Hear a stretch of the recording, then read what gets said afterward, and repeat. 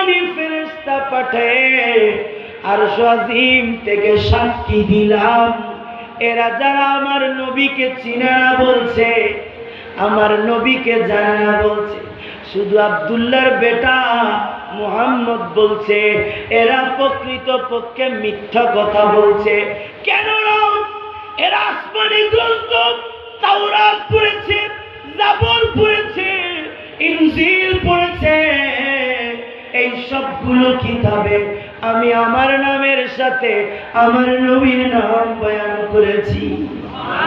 এই সবগুলো কিতাবে আমি আমার নামের সাথে, আমার পরিচয়ের সাথে আমার নবী করিমের পরিচয় তুলে ধরেছি, চরিত্র তুলে ধরেছি, ওনার 4 খলিফার কথা, ওনার পরিবারের কথা, আহলে বাইতের কথা, নবী বংশের কথা।